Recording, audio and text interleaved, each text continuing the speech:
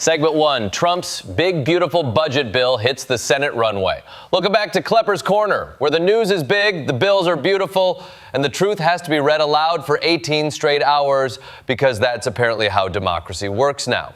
Yes, President Trump's grand legislative masterpiece, the 940-page big budget bill, narrowly cleared a procedural Senate vote 51-49. Because nothing says party unity like a vote margin that screams, "You up?" at 3 a.m.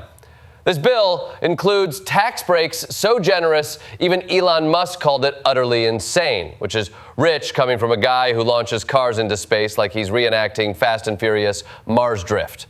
The bill slashes Medicaid, ups defense spending, and funnels money into border security like it's building the world's angriest moat. Oh, and it bans states from regulating AI for 10 years because when it comes to killer robots, federal oversight is totally optional. Democrats responded with a political lullaby, reading the entire bill aloud. It's the legislative equivalent of trying to win an argument by reciting the Constitution backward. Meanwhile, J.D. Vance is out here whipping votes like he's auditioning for 50 Shades of Fiscal Conservatism. But holdouts remain, especially House Republicans who are suddenly worried about Medicaid cuts. That's right. The same folks who would put social safety nets in a wood chipper are now saying, wait, maybe don't vaporize grandma. Segment 2, Justice Department January 6 firings. Drain the swamp of prosecutors. Meanwhile, at the Department of Justice, Trump isn't just cleaning house, he's Marie Kondoing federal prosecutors. On Friday, at least 3 prosecutors involved in the January 6 investigations were unceremoniously fired by Attorney General Pam Bondi, who cited the Constitution as her reason. Just the Constitution. No section, no clause, just a vibe. You know it's bad when even Merrick Garland looks up from his book and goes, "Oh, that's not great." These terminations follow Trump's earlier pardon-palooza, where he freed all the January 6 rioters like it was spring break in MAGA land. This isn't justice. It's a cover band playing bad boys while burning civil service protection rules. It undermines the very foundation of law and order. Unless, of course, that foundation was made entirely out of Big Macs and Truth Social likes. Segment 3, AI regulation, vaccine roulette, and the rise of robo-nonsense. In other what could possibly go wrong news, AI regulation is being gutted while vaccine policy is being outsourced to people who think Wi-Fi causes polio. The Trump administration has tucked a federal ban on state AI regulation into their big, beautiful bill, like a legislative Trojan horse full of chatbots trained on Reddit. The new version says states only get broadband funding if they stop regulating AI, which is like saying, sure, you can have electricity if you promise not to question Skynet.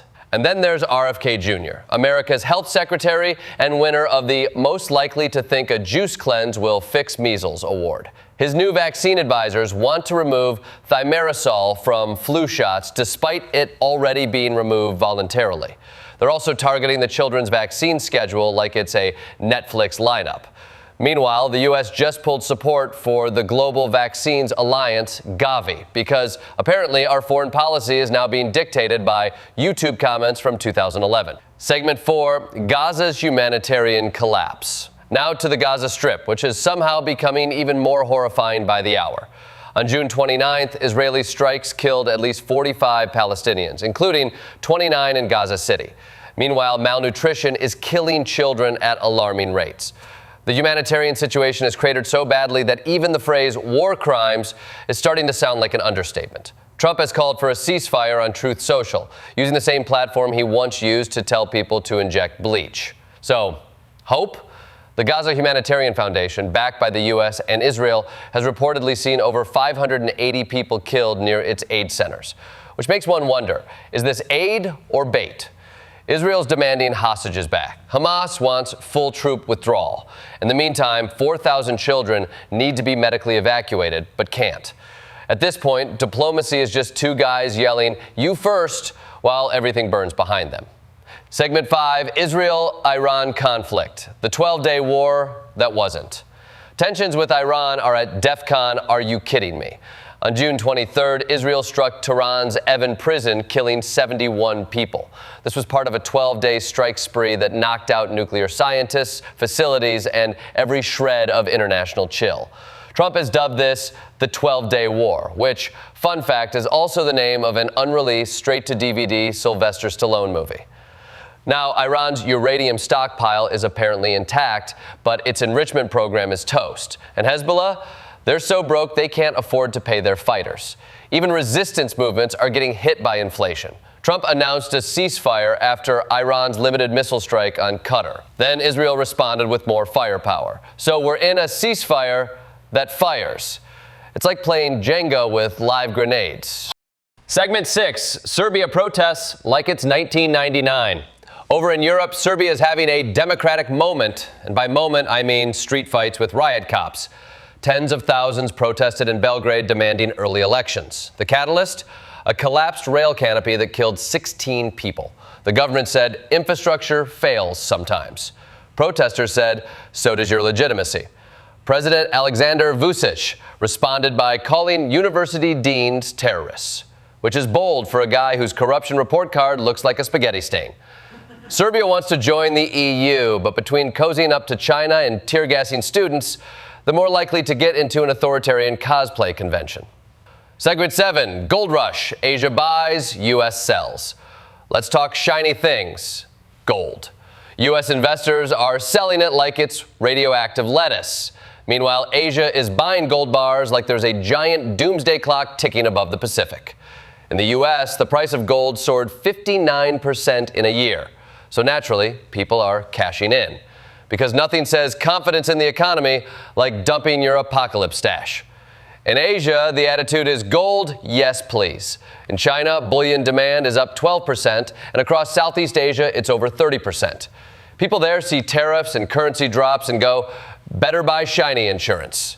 It's a tale of two investors, Americans taking profits and Asians preparing for crouching tariff, hidden recession. Segment 8, U.S. market records, Canadian trade breakups, and dollar drama. The S&P 500 and NASDAQ just hit record highs, which is wild considering we might be 30 seconds from a trade war with Canada. Trump ended trade talks after Canada imposed a digital services tax.